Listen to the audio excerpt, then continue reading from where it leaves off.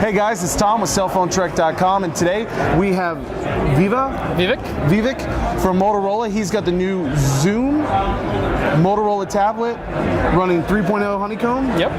And he's going to go ahead and run some demonstration on it, get the world, let them know all about this, guys. So let Vivek here take it all over. So here we go. All right, Vivek, the tablet? Yep. Hey guys, I'm here to tell you about the Motorola Xoom that we've announced today with launching with Verizon. Tell you a little bit about the feature set. We're really trying to take the tablet experience to a new level by redefining it, kind of in the heritage of Motorola as we launch the new Motorola mobility brand. So here what you're looking at is the Motorola Xoom. It's a 10.1-inch display, dual-core 1 gigahertz processor. It's going to have a 2-megapixel front-facing camera, 5-megapixel rear-facing camera. It's got 1 gigabyte of RAM. It's got a micro USB port at the bottom, HDMI out to support mirror mode. So everything that you're seeing on this display, you can have it come out on a full-screen LCD panel. And what I'm going to tell you about are some of the experiences that we're going to be offering on this device, supporting Honeycomb, which is also known as Android 3.0. Really a new software experience defined for Android by Google to support this, really and optimize the experience on the Motorola Xoom tablet. So a couple of the capabilities I'm going to show you here is the browsing capability to start off with. So really what we've tried to do with the browsing capability is take the experience to the desktop level. So what you're seeing here is a widget on the home screen that allows you to get access to your bookmarks in one touch. So here we're on the Google screen and typing in Gizmodo, able to go in, search for a website, open it up in multiple tabs. The device also supports Adobe Flash 10.1. And also has the capability to be able to do special things like incognito mode, where you're able to open up a tab and not leave any breadcrumbs behind. You're able to make sure that it doesn't show up any history, and you're able to come back into full screen browsing and see bookmarks that you've shared with your desktop on Google Chrome.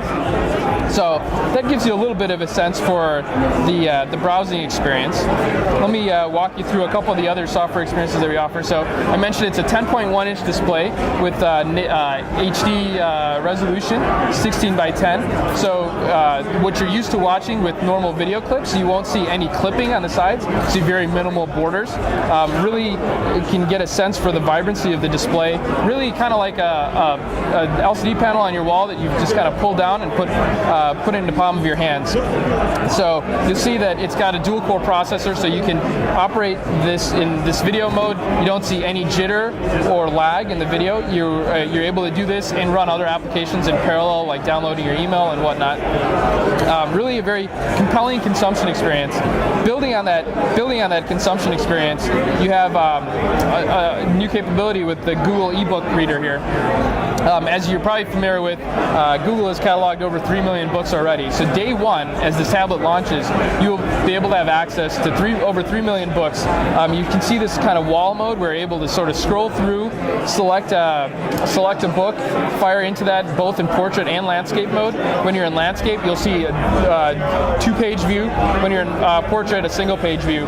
Here you're seeing a quick way to kind of gesture through books that you've cataloged or put on your home screen so that you can quickly flip back and forth and get a sense for the rich content consumption experience that this device has.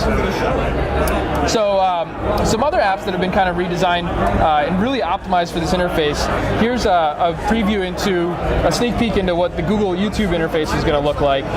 Again, really trying to embrace the kind of the 3D nature of the user interface. Here you can see on the home screen, quickly flipping through recent videos, able to go into the YouTube application, pull up a wall of videos, swipe from left to right, select a video, and get that into full screen mode. And again, with the HDMI port, you're able to take anything that you're doing with this experience and put it up on a full screen plasma display with a wireless keyboard and mouse. So you can see this is the keyboard in the widescreen mode, also able to run the keyboard in portrait mode, where it's really narrow enough to be able to type with your thumbs from side to side, but also wide enough to be able to look at high resolution videos either on YouTube or stored or streamed from other internet sites. One of the other very cool experiences on this device that we're going to be offering with Honeycomb on Android 3.0 is the new Maps 5.0 experience. So Google has kind of taken the existing Maps experience, which is very compelling as it is, and added 3D kind of bird's eye view mode, as well as the ability to maneuver in vector graphics, which really allows for very quick rendering of maps and orientation in 3 dimensions. So you'll see here that you can see the building view pop up. You can tilt, rotate, zoom in, pinpoint where you're going to. I think this is a view of Times Square. And when you locate the spot that you're looking for, fire right into it and get the street view version of that, and then be able to navigate further within there. So as you can see, number of experiences really defining the tablet to be the experience that it was meant to be. We can give you maybe one last demo here. This is the Google Talk demo. So I mentioned earlier that there's a 2 megapixel front-facing camera and a 5 megapixel rear-facing camera. With Google Talk, it's now being extended to include video chat capability. So you can see here, we can fire up into this Google Chat capability, which will be available both on 3G and Wi-Fi. So there's no limitation. This device is launching with Verizon, so it'll be available on 3G at launch, and then the device is actually upgradable to 4G LTE on Verizon. So as that becomes available, consumers will be able to upgrade the tablet. Really defined to have kind of the best-in-class feature set of today, but also with foresight into making sure that there's upgradable capability, including a micro SD slot. So when you run out of internal memory, which is already pretty large, 32 gigabytes, you can add another SD card to support to the 32 that. or the mythical 64 we keep hearing about? It will support up to 32. Yep. So that really gives you a sense for kind of what we've done to kind of redefine the tablet. Really looking to launch with the Motorola Xoom as kind of the tablet that as tablets were meant to be.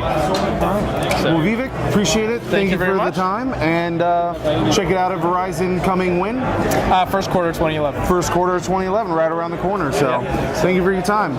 All right, you. check out more videos. Have a great day. Appreciate it.